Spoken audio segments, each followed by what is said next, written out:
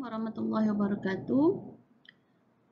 Pembelajaran kita yang pertama hari ini ialah ilmu tajwid. Tajuk pertama ialah mad arid li sukun, mad iwad dan mad lin. Perkara yang akan kita lihat dalam tajuk ini ialah takrif, contoh, cara bacaan dan sedikit latihan. Yang pertama ialah mad arid li sukun. Mad arid li sukun ni takrifnya apa? Iaitu huruf mad bertemu dengan huruf sukun arid ketika wakaf. Saya ulang, huruf mad bertemu dengan huruf sukun arid ketika wakaf. Jadi, para pelajar semua kena ingat apa itu huruf mad. Okey, kemudian dia bertemu dengan huruf sukun arid ketika wakaf. Maksud sukun arid tu ialah sukun yang mendatang kerana wakaf. Kalau sukun biasa, hurufnya di atas tu ada tanda sukun, bulat tu kan, separuh bulatan. Tetapi yang ni, dia bukan sukun asal, dia sukun mati kerana wakaf. Itu sebablah dinamakan mad arid li sukun. Okey, kita tengok contoh pada surah Al-Mulk ni pada ayat pertama iaitu pada perkataan qadir. Okey. Ia itu ialah huruf mad ya. Ia huruf mad bertemu dengan huruf ra sukun mendatang. Kita wakafkan. Maka itu dipanggil mad arid li sukun. Baiklah, kita tengok contoh-contoh lain bagi mad arid li sukun mengikut huruf. Okey, yang pertama huruf mad alif. Okey, jadi contoh bacaan mad arid li sukun, contoh kalimah mad arid li sukun ialah al-mihal, alif. Ya, sebelum alif berbaris atas. Kalau bagi ya, sebelum ya berbaris bawah. Jadi kita baca hasir. Okey, yang ketiga iaitu huruf waw sebelum huruf mad berbaris depan dhammah, kita baca al-ghafur. Okey, sekarang kita nak tengok perkara yang ketiga ialah cara bacaan mad arid li sukun. Okey. Cara bacaan mad arid li sukun ni ada 5 cara. Okey. Cara yang pertama dibaca panjang 2 harakat. Jadi macam mana kita nak kira 2 harakat tu? Kira gerakan jari. Okey. Kalau perkataan mihal tadi, mihal 2 gerakan jari. Okey. Kalau 4 harakat, kita baca 4 gerakan jari, kita baca mihal panjang sikit ya. Kalau 6 harakat, kita baca mihal. Okey, 6 harakat. Okey, yang ni kebiasaan hukum mad arid li sukun. Walau bagaimanapun, kadang-kadang ada setengah huruf boleh dibaca mad arid li sukun itu dengan cara raum sekadar 2 harakat ataupun ishmam dengan 2 atau 4 atau 6 harakat. Ishmam artinya muncungkan mulut tanpa menyebut kalimah tersebut ataupun tanpa suara, kita hanya buat bentuk saja. Raum melemahkan suara tersebut, jangan bunyi kuat sangat. Contoh surah Fatihah ayat 1 dan ayat 5. Ayat 1 kerana mim baris di bawah, maka kita bunyikan, kita muncung, kita bentukkan saja bibir kita dengan huruf tersebut. Manakala ayat 5 kerana nun berbaris dhammah.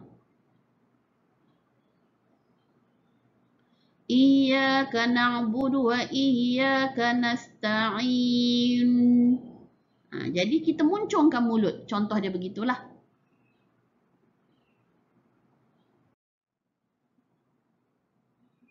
Baiklah, seterusnya kita pergi kepada hukum tajwid yang kedua iaitu mad iwad. Ain, waw, dot. Apa maksud mad iwad ni? Okey, mad iwad ini ialah mad yang dibaca sekadar 2 harakat sebagai ganti kepada tanwin berbaris 2 di atas ketika wakaf. Mad yang dibaca sekadar 2 harakat. Okey, di sini dia dah sebut terus cara bacaan. Jadi kita baca macam mana? Sepanjang 2 harakat. Kenapa nak panjang 2 harakat? Sebagai ganti kepada tanwin. Berarti huruf tersebut ada tanda tanwin. Bila kita wakaf, kita matikan tanwin itu tinggal satu baris sahaja. Okey, kita tengok contoh kalimah yang merujuk kepada mad iwad. Okey, yang ni semua merujuk kepada surah Kahfi ya. Kita tengok yang pertama. Idzan abadan, tapi kerana dia mad iwad kita nak wakafkan, kita baca idzan abada mau'ida qasasa. Jadi 2 harakat, 2 gerakan jari. Okey. Para pelajar boleh cuba sebut ulang, praktis 2 harakat tu 2 gerakan jari. Okey, tajwid yang ketiga hari ini ialah mad lin. Apa ta'rif mad lin? Huruf lin. Apa dia huruf lin? Waw dan ya bertemu dengan huruf sukun arid. Tadi kita dah tahu apa dia sukun arid, bukan sukun asli ya. Sukun arid ketika wakaf. Untuk kenal lagi mad lin, sebelum huruf lin, huruf waw dan ya tadi, ada huruf berbaris di atas. Okey, mari kita tengok contoh mad lin, iaitu nombor 1 pada huruf ya sebelum ya berbaris atas. Jadi kita baca Quraish, Quraish. Kita tak baca Qurish, kita baca Quraish. Lembutkan lagi suara. Kemudian contoh yang kedua masih lagi huruf ya sebelum ya berbaris atas. Al-bait. Kita tak baca al-bait, kita baca al-bait. Dan yang ketiga contohnya ialah huruf waw sebelum huruf waw berbaris atas. Kita baca khaw, khaw. Lembutkan bacaan. Ini adalah contoh yang dipetik daripada surah Quraisy. Nanti kita tengok dalam ayat tilawah kita ada tak contoh-contoh mad lin. Jadi macam mana cara baca mad lin ni?